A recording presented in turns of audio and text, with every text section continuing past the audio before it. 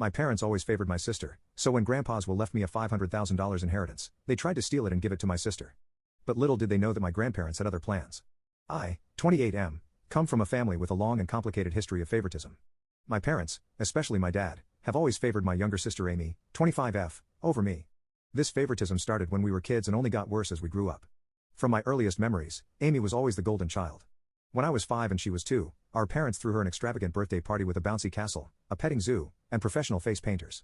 For my birthday that same year, I got a small family dinner and a store-bought cake. This set the tone for years to come. As we grew older, the disparities became more apparent. Amy always got the newest toys, the best clothes, and the most attention. I remember when I was 10, I saved up my allowance for months to buy a new bike. When Amy saw it, she threw a tantrum because she wanted one too. Instead of teaching her about saving or waiting, my parents immediately went out and bought her an even better bike than mine. School was another arena where the favoritism shone through. My parents went to all of Amy's school events but often missed mine. In 4th grade, I had the lead role in the school play. I was so excited and practiced for weeks. On the night of the performance, my parents showed up an hour late, missing my big scene. They said Amy had a tummy ache and they were comforting her.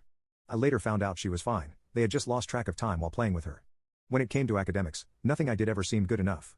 In middle school, I consistently got straight A's, joined the math club, and even won a regional science fair. My parents barely acknowledged these achievements, but when Amy got a B+ on a single test in her weakest subject, they threw her a celebratory dinner and bought her a new phone as motivation to keep improving. High school was particularly tough. I threw myself into every activity I could, hoping to win their approval. I was captain of the debate team, editor of the school newspaper, and maintained a 4.0 GPA.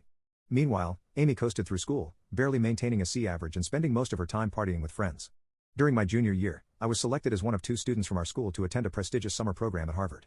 It was a huge honor, and I was thrilled. When I shared the news at dinner, my dad grunted and changed the subject to Amy's upcoming dance recital.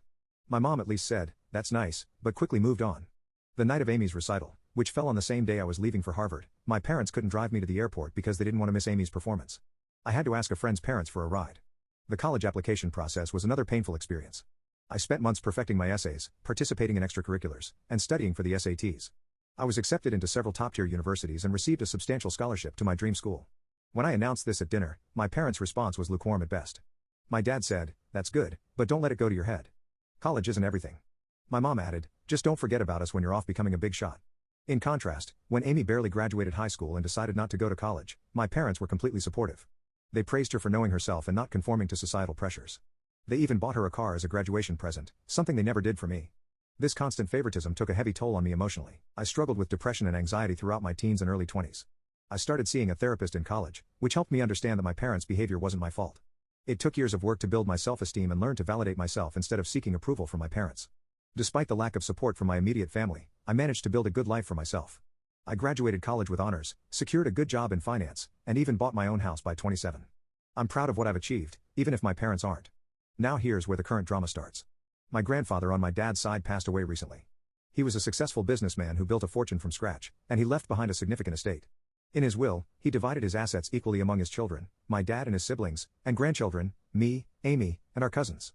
My share of the inheritance was substantial, about $500,000. It would have allowed me to pay off my student loans, invest in my future, and maybe even start my own business someday. I was grateful for this unexpected windfall and the opportunities it could provide. However, when the will was read, my parents were visibly upset. They pulled me aside afterward and told me they thought it was unfair that I got an equal share. They said Amy needed the money more because she was struggling. She works part-time at a coffee shop and lives in our parents' basement. I was shocked but tried to stay calm. I explained that this was Grandpa's decision and it wasn't up to them to change it. They insisted that I should do the right thing and give my share to Amy. When I refused, they got angry and started guilt-tripping me, saying I was selfish and ungrateful. My dad brought up every instance he could think of where they had supported me, including paying for my braces, which were medically necessary, buying me school supplies, the bare minimum, and letting me live at home during college, even though I worked part-time to contribute to expenses. He conveniently forgot about the car they bought Amy, the countless shopping sprees, and the fact that they're still supporting her at 25. The situation escalated quickly. My dad, as the executor of the will, decided to take matters into his own hands. He announced that he was going to reinterpret Grandpa's wishes and give my entire share to Amy on top of her own inheritance. He claimed this is what Grandpa would have wanted if he had known our individual circumstances. I was devastated. Not only was this clearly illegal, but it was also a painful reminder of how little my parents valued me. I tried to reason with them, pointing out that Grandpa had always treated all his grandchildren equally and that he was well aware of our situations. My mom then accused me of speaking ill of the dead by suggesting Grandpa would have wanted anything different from what my dad was proposing. I brought up specific memories of Grandpa encouraging my academic and career pursuits, but my parents dismissed these as misunderstandings.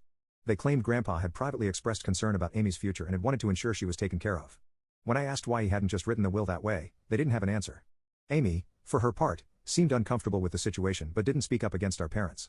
When I tried to talk to her privately, she just shrugged and said, "Mom and Dad know best." It was clear she wasn't going to be any help. Feeling hurt and betrayed, I reached out to my paternal grandmother, Grandpa's widow, for advice. She was furious when she heard what was happening. She told me that this was absolutely not what Grandpa had intended and that my parents had no right to change the will.